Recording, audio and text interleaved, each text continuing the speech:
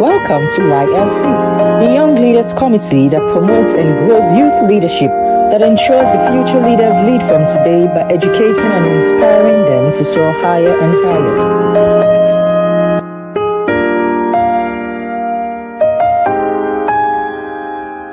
Welcome to the Young Leaders Comity, the leadership channel for growing and supporting leaders in all spheres of life. It's exciting to be on our Young Leaders International Forum. It takes just a few clicks to be there. I'd love to see you there. This series on team dynamics and development progresses to the next focus point. And that focus point today is motivating the teams. Remember, the theme has been team dynamics and development. And the focus today is motivating the teams. Either by an act of ignorance or oversight, some leaders fail to motivate their subordinates. Yet mankind by nature needs motivation, though the degree of motivation depends on the personalities of the people concerned. Leaders are expected to discover what motivates each worker and each team. It's a critical leadership responsibility. You can't afford to trifle with it if you seek results over a long time. There are basically two types or levels of motivation: intrinsic and extrinsic motivation. But the ultimate goal of motivation is intrinsic motivation. This is the sense in which we can talk about levels from one to another. We are going to look at that a little more later. Let's look at what is motivation. Someone says motivation is a driving force behind our actions. The reason we do what we do is the desire to act in service of a goal, and it can be fueled by internal desires or external factors. Motivation encompasses the drive to achieve, to persist, and to find meaning and purpose in life. It's a complex psychological process that influences the direction, level of effort, and persistence of our behavior. End of quote. Motivation explains why we choose to do some things. It's the underlying force that propels us forward. Motivation is closely linked to goals. It's the desire to achieve specific outcomes, whether personal, organizational, or some other. Motivation can stem from internal needs, values, and desires, or from external rewards, pressures, or social influences. Motivation influences how much effort we put into a task and how long we persevere in the face of challenges. Let's look a little more at the two major types of motivation we referred to earlier on. The first is extrinsic motivation. This is the motivation that comes from external factors like rewards, recognition, or avoiding punishment. It's a product of external circumstances or endeavors to stir up an individual to a responsibility or an initiative. Good and strategic leadership acts could motivate workers to take expected steps that can enhance the fortunes of an organization. External motivation should be engaged with the goal of achieving intrinsic motivation. What is intrinsic motivation? This is the motivation that comes from within, driven by enjoyment, interest, or a sense of purpose. It's a product of the individual's inner musings that steer to action or perseverance. It's considered superior to extrinsic motivation because it's independent of others. It's worthy of note that an individual may not always have other people to motivate them. It might also be considered as the ultimate essence of external motivation. Let's now proceed to understanding team dynamics. This is a little review of team dynamics we had earlier on, but we need to bring it in here for us to be able to go smoothly, and for those who have not watched that video to understand where we're going. Team dynamics in the workplace refers to the interplay between team members and how they interact, communicate, and collaborate to achieve shared goals. It encompasses the social and psychological aspects of teamwork, influencing everything from communication patterns and conflict resolution to overall productivity and morale. Effective team dynamics are characterized by positive communication, trust, mutual respect, and a shared understanding of roles and responsibilities. Team dynamics refers to how teams operate. Team dynamics could be described in terms of how well the members interact and execute their tasks. It could also be described in terms of how effective they are or the efficiency of their modus operandi. A team may achieve set goals, but may not be prudent enough in its resource utilization. Then that team is effective, but not efficient. Efficiency is largely with respect to the management of resources. This does not mean that a team should think so much about conserving resources as to fail to realize their set objectives. No. It's best, however, to achieve goals with optimum resources.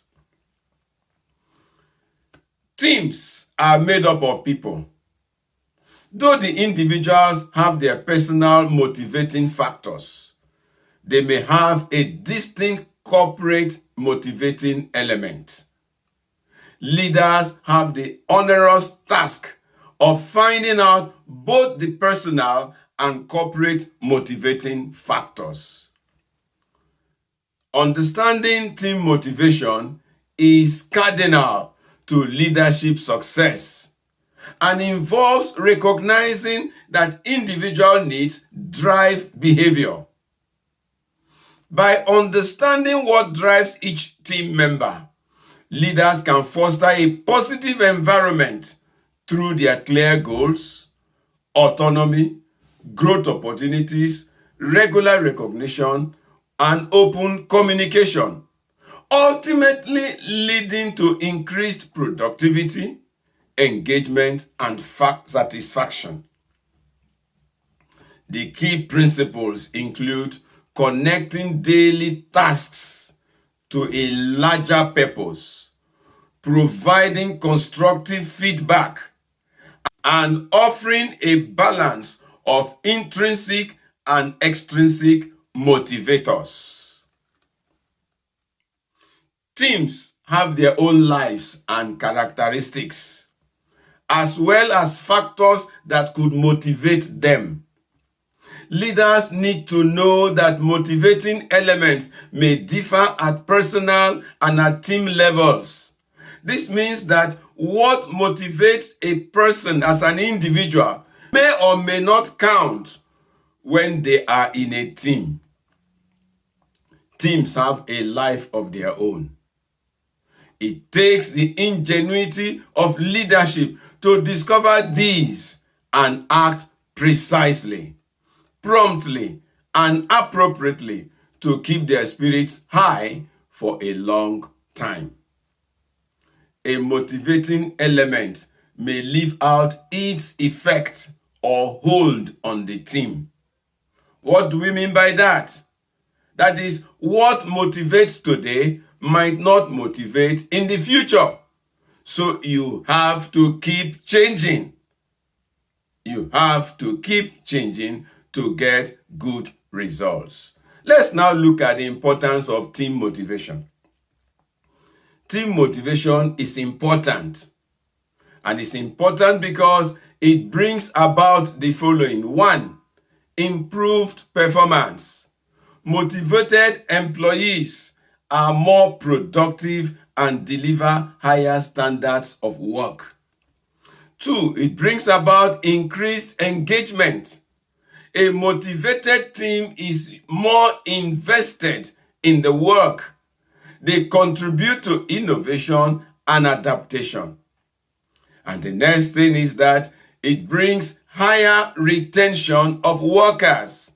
Employees are more loyal and less likely to quit when their needs for growth and recognition are being met. That's important. And the next importance is better culture. Strong team motivation contributes to a positive work environment which benefits the entire organization. And finally, unsolicited personal commitment. They are more likely to make personal input and sacrifices way beyond what is officially required. And that's why team motivation is important and should be taken seriously. Let's look at key factors influencing team motivation. Motivation is a broad subject. We will only sketch around it as briefly as the length of this video allows us. We encourage you to do personal studies to learn more about the art of motivating people and even motivating yourself. There are factors that influence team motivation, and we want to take you through a few of them. 1, factors that influence team motivation: purpose and connection. Members need to feel that their work contributes to a larger, meaningful goal. People could be encouraged to then work harder in order not to be a cog in the wheel of the organization's progress.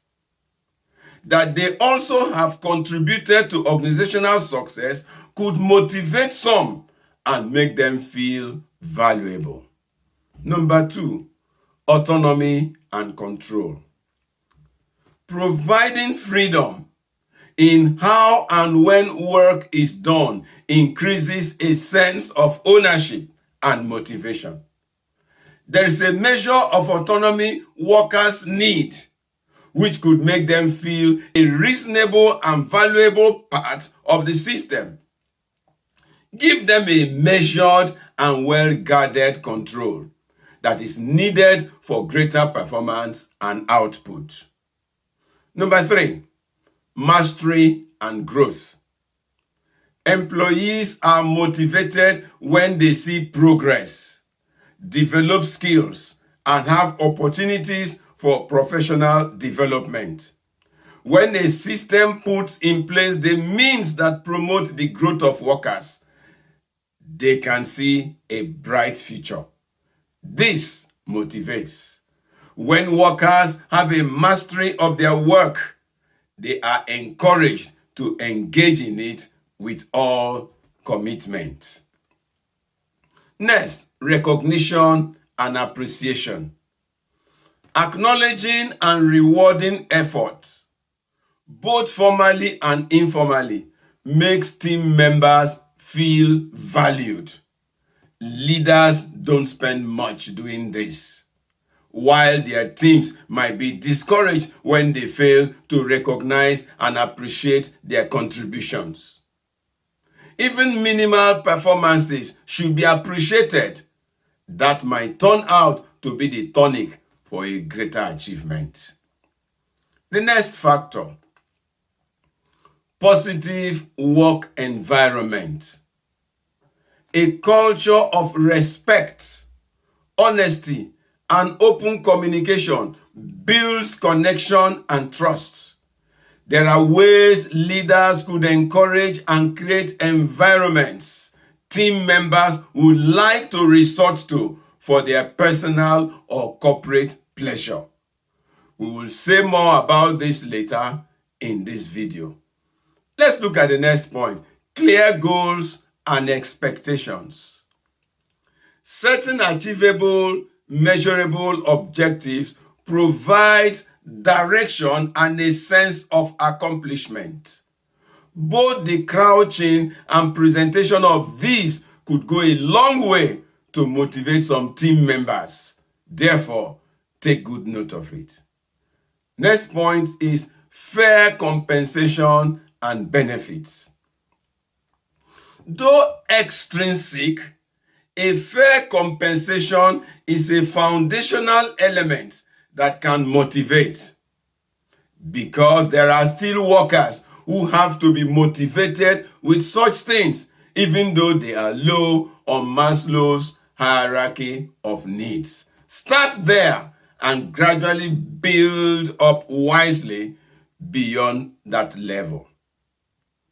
Let's go to the next subpoint, strategies for motivating your team. What are the strategies? We have got some information, but let's look at the strategies. It's good to know the things that influence the motivation of teams, but it's quite a different thing to know the ways these things could be used to advantage. Here are a few such strategies. 1. Understand individual needs. That is, take time to learn what drives each team member, such as their personal goals or career aspirations. Though this is hard work, it's a worthy work. Use proven methods to ensure you get them right. You can't afford to do otherwise. Next, align individual and team goals. Connect individual contributions to the team's mission to create a shared sense of purpose. Again, leaders have to initiate this. Stimulate the desire in workers to create their personal aspirations around or from organizational goals and make official concessions where necessary. Next point. Foster a growth mindset. Foster a growth mindset. It is leadership responsibility. Provide opportunities for learning, mentorship, and career advancement. This might demand targeted interactions with individual workers. It takes time, but it rewards handsomely. Next point, provide regular feedback. That is, offer both constructive criticism and praise to help employees feel valued and encouraged. Good and quality communication is a winner any day. It speaks a lot about class distinction and relationships. Feedback from leaders is often valued by workers. Next point, empower and trust. Give your team the autonomy to make decisions and take ownership of their work.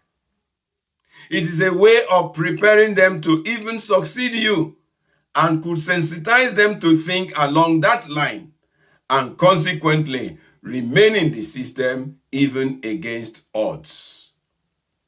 Next point, facilitate open communication. That is, create a safe space for team members to share ideas and discuss challenges. There's more harm when leaders are neither open nor plain in their communication. Leaders must guard against making team members to be suspicious or assume that some are preferred to others, simply because of the absence of open communication. Next point, celebrate achievements. Acknowledge both small wins and major successes to boost morale and reinforce positive behaviors. Usually, small successes, when celebrated, pave the way for great achievements. To make big of small success is to receive great success in no time. Let's go on to another subsection, the 7 dimensions of motivation. To help leaders figure out the ways their workers could be motivated, let's consider the following. The following we are going to discuss are general factors that motivate people. It might be necessary to combine some of them before you can motivate some workers. Some workers can be motivated by one. Some workers will need a blend of 2 or 3 before they will be motivated. It is leadership responsibility, and you owe your organization that responsibility. Let's look at them. The first dimension, personality-based motivation. Their individual makeup and features, which could be influenced by several factors such as their environment, education, upbringing, experiences, and so on, could be used to motivate some workers. 2. Purpose-based motivation. This refers to their own aspirations in life. It's doubtful how easy it will be to motivate a worker who has no personal aspiration. Having a personal goal might be a good place to start, depending on the individual. Process-based motivation. How things are being done or how things are to be done may motivate a team member. If allowing workers to come up with their own operational methods will motivate them, the organization can do well to consider it. But if their method will reduce their productivity, then leadership should calmly and wisely navigate them to a better cause. Next, product-based motivation. The expected output might motivate a team or its members. Therefore, envision them. Paint a glowing picture of the anticipated product or output and what realizing that target would mean for both the organization and the workers themselves. Then the next one is place-based consideration. As we said earlier, the work environment could motivate a worker. The vicinity of the organization should also be taken into consideration. Where it is decent and allowed, help workers with where they live, either through counseling or assistance of any type. Next point is provision-based consideration.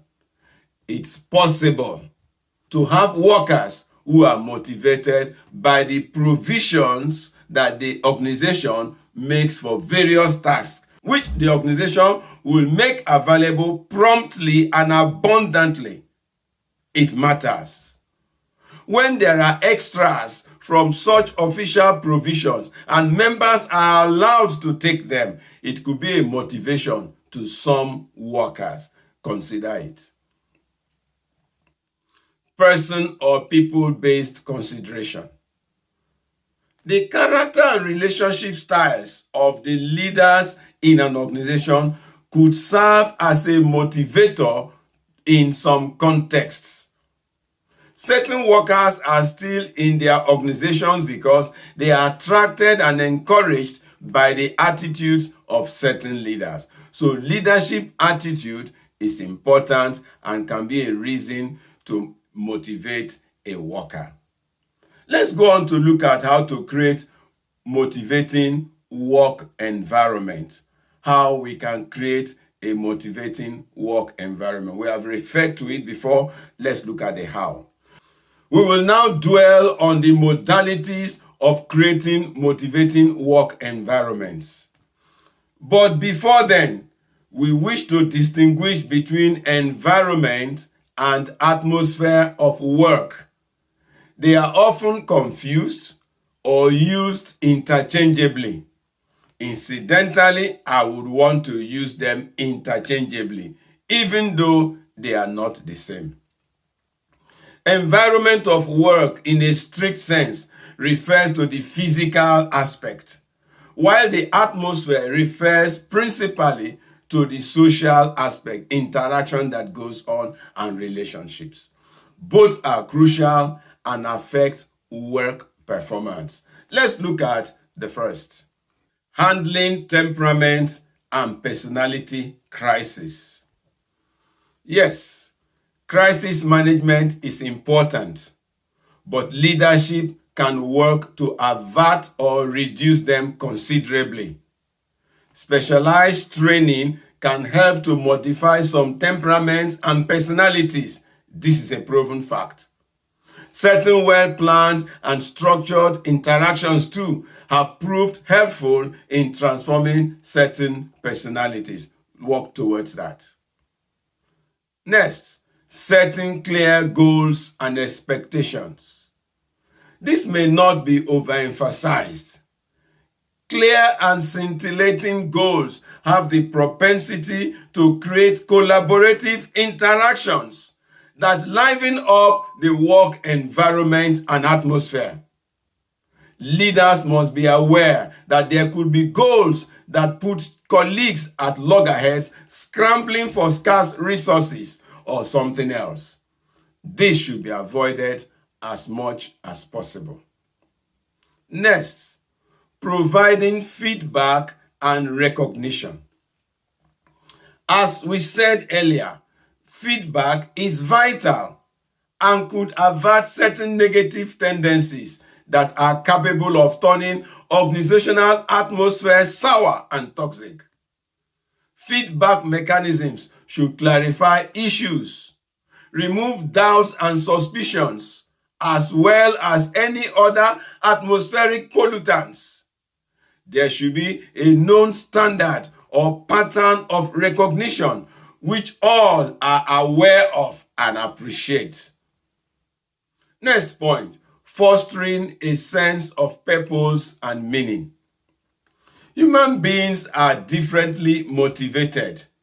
Some could be motivated by any of their senses, what they see, hear, feel, smell, or taste.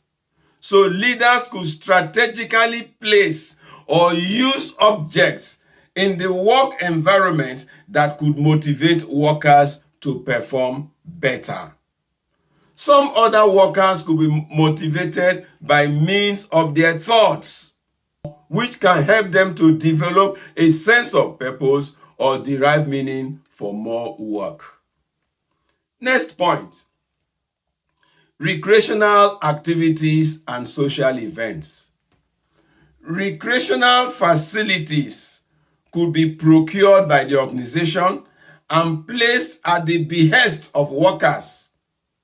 Official celebrations or individual staff social events could be held to stimulate the entire organization and to create a convivial atmosphere at the place of work. This takes us to factors that drive team motivation. In concluding this video, we wish to say that leaders should work around the following to drive team motivation. Understand what motivation is for you to improve team motivation. You would need to know what motivation is, and a lot of the information we have given you earlier on in this video. Recognize individual goals and passions and use them to advantage. Foster a positive work environment. We just discussed how to do it. Set goals and expectations. Provide opportunities for growth. Offer incentives and rewards. Communicate effectively to promote and improve team motivation. Thank you so much. We want to ask, did you pick anything new? Do you disagree with any thoughts expressed here? Is there something you would like us to know? Please send them to the comment section or via our email address displayed on the screen. And we wish to inform you, our international forum has commenced, and our quizzes are going on, and our mentoring process is already on. We want to encourage you to join our quizzes that come up February, May, August, and November. To be a part of it, just send us an email and say, I want to be a part. That will be enough. Thank you so much for your time. Bye.